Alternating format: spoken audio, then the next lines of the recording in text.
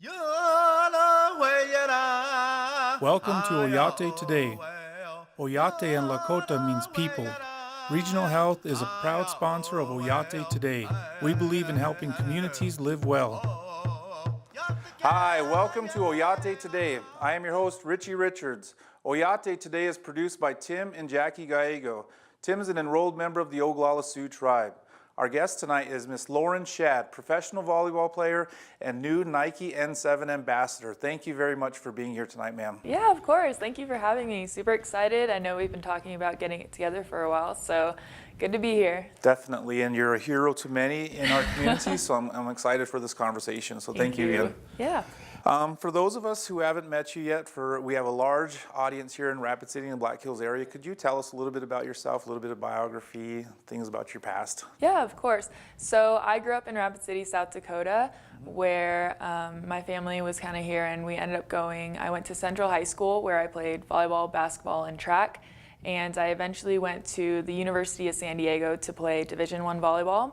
I got my bachelor's in anthropology and a minor in English. And after that, I ended up going to France last season for my rookie pro season in Chamalières. And now I'm kind of just in my off season right now before I leave for my next pro season in Nantes. So. And you made a stop at Oyate today on your break, so thank you. I appreciate that. When did you first start playing volleyball then? When was your first experience on the court? Yeah, so I really didn't start playing until I was in 8th grade at Dakota Middle School.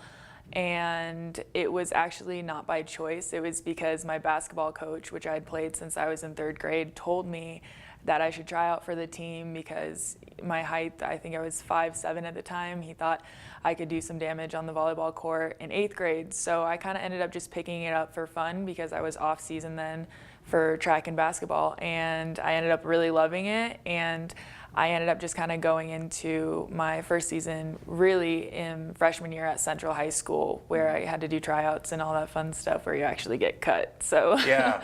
So did you make the team? I did. I made the freshman team. So I mean, I wasn't on varsity until my sophomore year, but freshman year was probably the best year that I had in the 4 years I was there. And you're 6'2", did you get that growth spurt during that time period then? Or? I did. Cool. So I guess I was a little bit taller than 5'7", but I think freshman year I was maybe 5'9.5", and then in high school I ended up growing 4 or 5 inches, and I just ended up shooting up one summer. I think one summer it was 2.5 inches. So, and that was actually going into my sophomore year. So I think that probably had kind of an indication of making the varsity team my sophomore year. So when you started in 8th grade playing then, were you immediately just a great player then, or how did that work out for you? I wouldn't say I was immediately great. I think there was a lot of potential. That's what I've been told. Kind of my whole growing up into my life was just, oh, she has this amazing height, but I really didn't know how to use it. And it was really awkward for me. I think it wasn't until my junior year maybe that I actually felt comfortable running a lot of the techniques, running the hits, running slides, anything else. And for me, it was really difficult. So I didn't really come into my own for a bit. I was called a baby giraffe because, because on the court I'd be the person that was always on the ground or that was tripping like over myself. It wasn't because anybody ran into me. So you would just end up on the ground. I was I still do. I have pictures on my Instagram of me just laying on the ground, like still in professional. So I don't even play sports and I end up on the ground. Could you talk to me a little bit? Okay, so were you one of those players who stayed later or came to practice earlier then and kind of took as much time you can to kind of perfect your craft then, or? Yeah, so that was more basketball. What started out was we had a basketball hoop at my house and I'd always be playing one-on-one with my dad or 2-on-2 with my neighbors. And then when I kind of figured that volleyball was my sport that I really wanted to pursue, which I didn't know until my junior year, but from the transition from my freshman to sophomore, I ended up trying to get as many reps in as I could. And that's when I really put in that extra work and kind of stayed after practice for serving and discussed more with the seniors and upperclassmen what I could do to better myself as a player. And I ended up joining, I think, 3 different city league games, the ones they have in the summer. Yeah. I ended up joining Black Hills Juniors Volleyball JOs, and I was just getting as many reps in as I could, and I think that's what essentially put me over from being on the freshman team onto the varsity team and knocking out a senior for a spot as a sophomore. Wow, that's good. Yeah. That's really good. Good job. Thank you. Could you talk to me a little bit about, so you had your high school career, then you became a starter in 10th grade, and then could you talk to me a little bit about that transition from high school into college? Then you went to the University of San Diego, but that wasn't your first choice. Could you talk to me a little bit about that, please? Yeah, of course. So I really didn't know where I wanted to go to college for sports. I know I wanted to go to West Coast because my sister Taylor Schad and Rand Schad were up in Northern California at Stanford and the San Francisco Conservatory of Music. So I knew I wanted to be on the West Coast regardless. But a lot of the schools down there, we ended up doing a whole trip on the West Coast, Santa Clara, Santa Cruz, all Pepperdine, these huge schools that I was interested in, but all of them had started recruiting probably my sophomore year, which is when I just started kind of getting into my own. So I ended up emailing about 200 coaches, Really? it was a really Wow. stressful time for me. I ended up kind of making a kind of janky video of me, like my highlights. It was when we Yeah, still had cool. camcorders and the iPhone wasn't good enough yet. Yep. So it's really blurry. I put background music to it, which you're not supposed to do apparently, like Yeah. hard no. Yeah. And What song did you choose? It was Lady Gaga. Oh, nice. Okay, cool. And then for my Yeah. second one, I put Eye of the Tiger. 'Cause, Good deal. Yeah. You know. Yeah. And it ended up just being, I kind of ended up getting recruited essentially at Black Hills Junior Nationals in Ohio, Columbus, Ohio, because we ended up getting into the tournament from somebody forfeiting. And it was kind of just, out on a limb, we decided to go. None of us had really committed to any schools yet.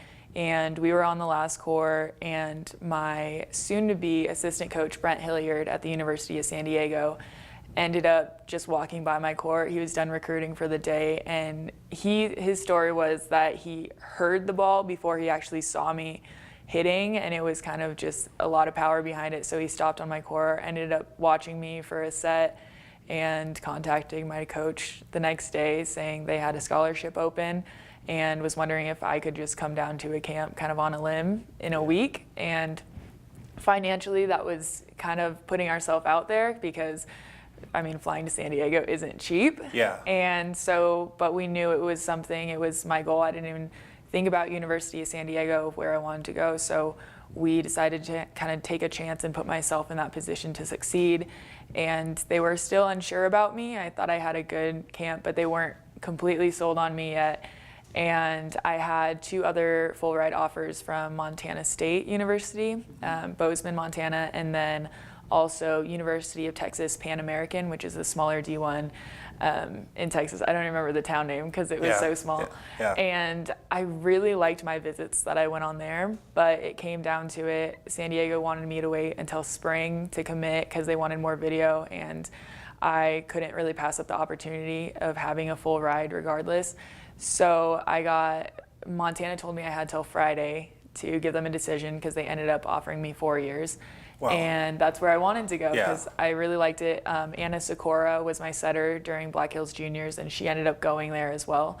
And, University of San Diego was my first choice, so I told the coach, hey, I think this was Monday, I'm going to commit regardless on Friday. I would love for it to be you guys. If it's not, thank you so much for considering me and putting so much time into me, but I can't pass up the opportunity and wait till spring to give up a full ride. So he told me to send in my transcripts. He told me to just kind of get in contact with everyone that I needed to get ready. And next thing I know, it's Thursday morning. My mom came into a volleyball practice at Central my senior year, and she was bawling. I thought our dog Really? died or Oh, yeah. something. I was terrified because I thought something was seriously wrong, and she just came up to me and said, San Diego offered you the full ride. Awesome. And I'm around my team, so it was a really good feeling to have them be there supporting me in that moment. Good deal. And then I had to call Montana and let them know that I couldn't go there. And when he answered the phone, he said, "Hey, please tell me you have some good news, because we just lost to our rival." Wow. And I had to tell him that I wasn't committing. So he had a double bad day. He had then. a double bad day, and I felt pretty bad about that. But Yeah. it's cool. I'm still in contact with the coach from Montana State, so it's kind of a. Did you it's also still fun. thank him for watching your amateur video then? I did. Cool. I was like, thank you for bearing with bearing of course. through that. Of so. course. We've had your mother on the Oyate Today show, and sounds like your sisters are doing awesome as well. We might just have to bring them on at some point. Yeah, get a whole family gathering. We'll call it the Schad Show. The Schad Show segment. We're going to take a break, man. When we get back, we'll hear a little bit more about Lauren Schad and her professional career and her career as a N7 ambassador. So thank you very much once again for being here. We'll be back after a word from our sponsors. It was after his third open heart surgery. Brady started crying and grabbing at his chest. We agreed to call 911 right away. And by the time we got him out to our vehicle, he was completely limp. He was slumped in Mom's arms, got some oxygen on him right away, and he started to come around. We were pretty scared that we might have to relocate. Buffalo Regional really wanted us to stay here and not have to move to a bigger city. They've proven to us that they'll be here for Brady.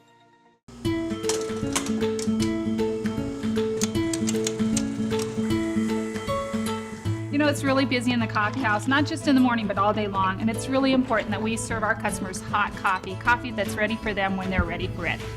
We get that, Michelle. And our team at Black Hills Energy will make sure you have the electricity you need to keep that Java nice and hot. Speaking of hot Java, how about a cup for the road? Black Hills Energy. Life sponsored by Energy. You can't predict life's ups and downs. You just give it all you've got to stay on top. But it's easier with a partner like Security First Bank. Since 1898, we've been riding with you through the country's biggest ups and downs. And this is where we'll stay. Security First Bank, a relationship you can count on. Member FDIC. Native Sun News has been voted the best weekly newspaper in its class for 2015 by the South Dakota and North Dakota Newspaper Associations. You can find a copy of the Native Sun News at many businesses and vending machines in Rapid City and the surrounding area, and on all 9 reservations. We publish every Wednesday, so advertisers and subscribers can reach our diverse readership by calling 605-721-1266. The Native Sun News covers the other side of the story. Hi, welcome back to Oyate Today. Once again, our guest tonight is Miss Lauren Schad, professional volleyball player and new Nike N7 ambassador. Thank you once again for being here. Of course. And it's been a great conversation so far. Can you talk to us, before the break we were talking a little bit about your college experience and such, and getting into college from high school. So could you tell us about the transition from college into a professional career in volleyball and what that's been like for you? Yeah, of course. So kind of how I've discussed with other people, it's pretty much a parallel of college, but it's notched up about 10 times. You're moving away from your family, but instead of it being a state or a town, it's now a whole different continent, and you have a 6-hour time difference rather than driving 6 hours to see each other. And really the biggest thing for me was you're no longer in a classroom, but you're still learning so much while you're out there. I mean, I took French for 3 years in college and high school, and I really didn't know that much still when I got there, but we ended up getting lessons, and just being immersed in that culture really actually made me more proficient and able to talk with the locals and being able to understand their culture a little bit more, because I've never been the foreigner going into another country, you know, so I never knew their customs. I didn't know how they interacted with people. I was told that French people really don't like Americans in general. Is that true? A little bit. It Sure. depends. For instance, the Americans, we had 4 Americans on our team, and if you just try to speak their language and try to understand where they're coming from, they're really, really genuinely nice people, and they're very welcoming. and hospitable, but you just have to give that extra effort to actually try to learn their customs rather than imposing your customs on them. So that's kind of the key to getting in with the French. So how would you get in with the French as far as introducing yourself in French? So, okay, here we go. Je m'appelle Laurent, je suis américaine, j'ai 23 ans, et j'ai joué au volley à l'université à San Diego. So, like, you give intro of your name, your kind of cultural background. So I'm American, I'm 23, that's what we learn in French class. You just kind of give the basics and what you do, basically your profession. So I said I played volleyball at University of San Diego. So, Oh, cool. yeah. Cool. So whenever you're over there, do you speak French on some level? Yeah. Yeah, so I'm pretty semi-fluent now. I was able to pass this test because they have levels like A1, A2, B1, B2, and I'm pretty sure I'm able to have a job in France now because I'm able to at least understand and comprehend and speak to locals enough to direct them in a job sense. We were trying to take the test in May, but we weren't there long enough to kind of get to the next level, the B1, but our tutor was pretty confident that we would have passed it had we taken the test. But when you're immersed in it, you pick it up so much more quicker than you are in a classroom learning it 2 times a week. So Sure. And so making that jump from college to a professional team, how did that happen then? So it's basically the same essentially as high school to college. You have to get recruited, and the best way to do that is because you can do an independent agent kind of, in a sense that I would be my own agent and I just promote myself almost as a business. You're marketing your skills, you're marketing who you are as a person. But it's a lot easier when you get an agent. So I'm with, for instance, Elite Volley Agency with Ryan J. Owens. And you just find an agent that you work with, and it's really important to get to know them and really do your research before of kind of what their background is, what their knowledge is, talk to other players that are in the agency and how their experiences have been with certain agents. And then once you get that, you just sign kind of a 2-year contract usually with an agent, and they get your video and they just do all the work for you of essentially marketing you to all the overseas teams and everything. So Speaking of 2-year contract, you just signed with Nike as an N7 ambassador. I did. How did that happen? So Sam McCracken, the founder of Nike N7, I posted a picture of my shoes one day on Instagram, like, yeah, getting ready for a season. And he just direct messaged me and said, hey, if you ever need help with any gear, let us know. Really? Yeah, Wow. It was super easy. He is really good. That whole team is good about keeping tabs on a lot of the upcoming athletes that are going into pro seasons and especially colleges and stuff. So he just asked me if I needed anything. We kind of ended up talking, building that relationship, and he really helped me out my pro season, and he got me exactly where I needed to be, because when you go from high school to college, college pays for all of your gear for the most part if you're on scholarship, and they take care of that. So you don't have to worry about that financially. You have stipend, but then when you go pro, that's all on you. It's all on you. And they give you your jerseys, your spandex, but for training gear, your shoes, and shoes are anywhere from $150, $200 each pair. And I think I went through 5 pairs this season. Really? Wow. Because it's 7 months, so Yeah. you're training 2 times a day, and your shoes just get a lot worn of wear and out. tear, yeah. So for our viewers that are not familiar with the Nike N7 program, could you give us a little bit of background on that, please? Yeah, so Sam McCracken kind of had this idea that he wanted to get kids moving through sport, especially in indigenous communities, to kind of bring them out. If they have sport, they have other things to look to. For instance, we have higher rates of graduate dropouts and suicide rates. So what we're trying to do essentially is to bring sport to them and bring a purpose to them, so that they have that outlet for them kind of built in with the team. They have a different kind of family. And so Nike N7 makes 2 lines a year, the summer collection and the fall collection, the holiday collection. And what they take some of those proceeds, and they ended up giving it back to indigenous communities by giving grants out to different organizations and communities that want to start a project to get kids moving. And since 2009, they've given $5.6 million in grants. Wow. And they've worked with over 243 communities.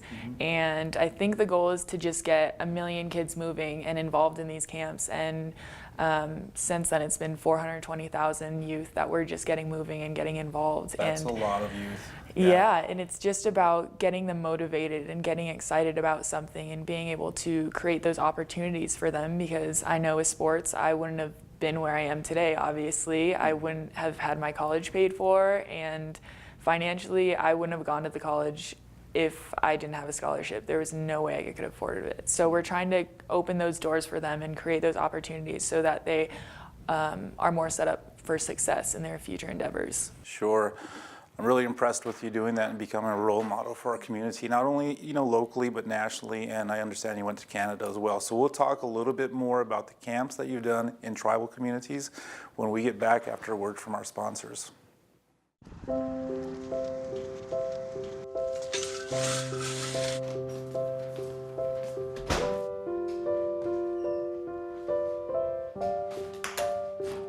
I like to eat apples and bananas. I want to eat apples and bananas. I need to eat apples and bananas. Why can't I eat apples and bananas?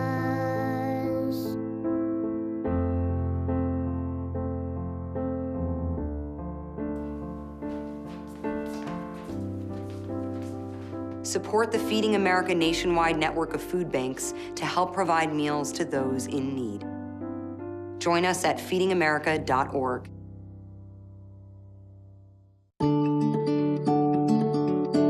You maybe know that earning a GED can increase your lifetime earnings, can be a first step into a university or technical institute.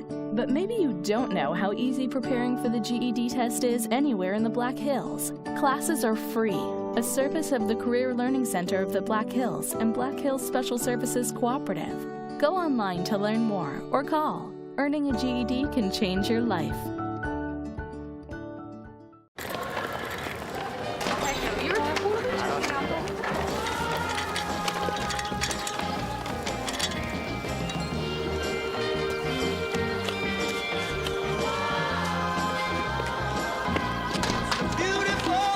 Thank you.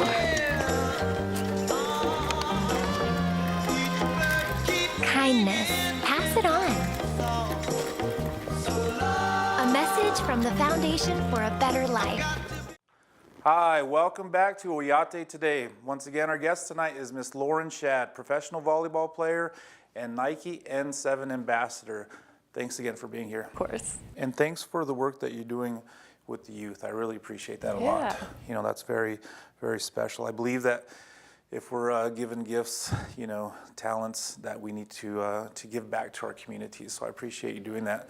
And I understand that as part of your giving back that you host volleyball camps in different tribal communities. Can you tell us about that, please? Yeah, so my sister Taylor Schad worked at AmeriCorps on the Rosebud Reservation with Rosebud Girls and Boys Club. Mm-hmm. And one day she kind of asked me, what would you think about doing a camp, kind of collaborating with the Boys and Girls Club?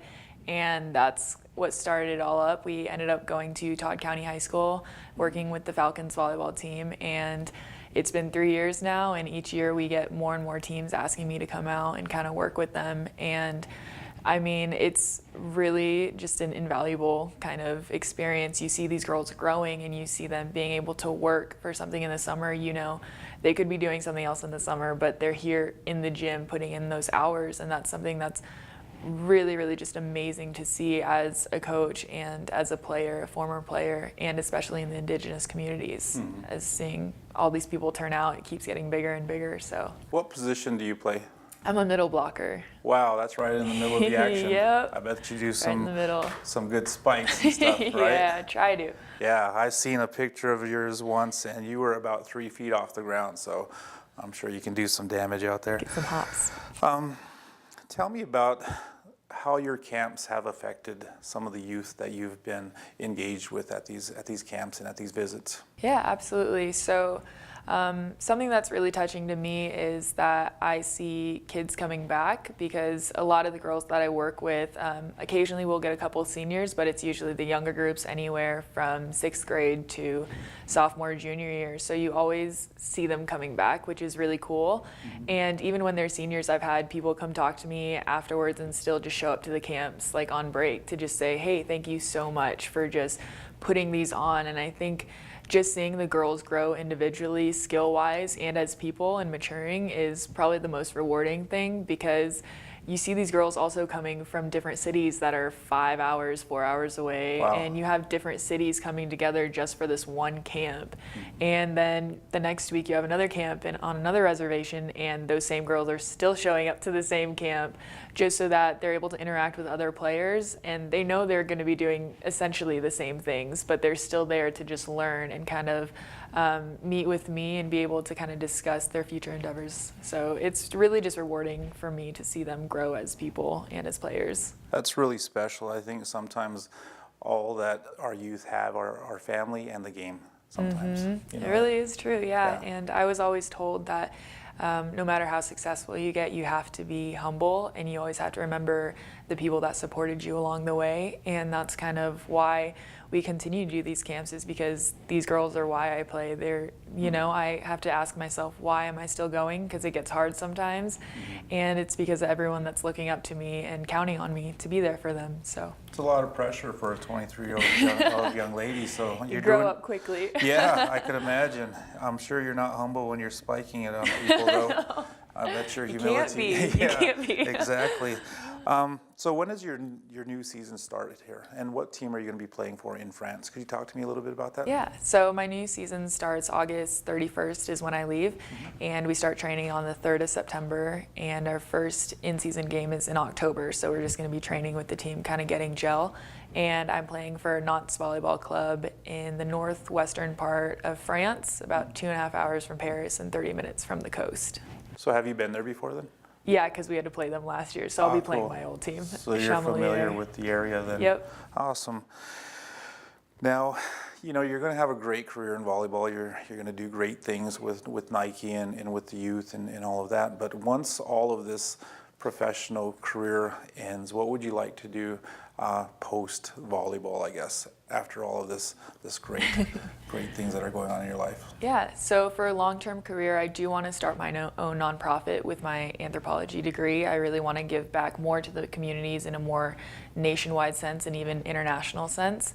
I was talking to somebody from Australia that kind of was talking me to get down there.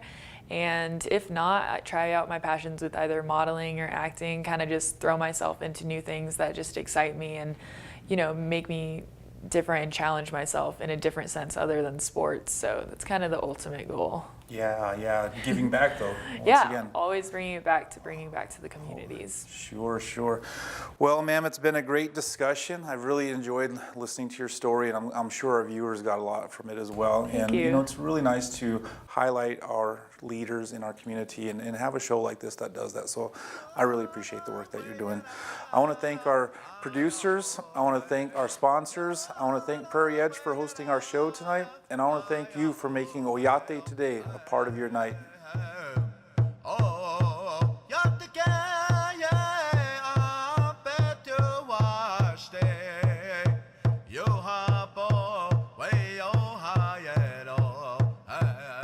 You've been watching Oyate Today, brought to you by Regional Health.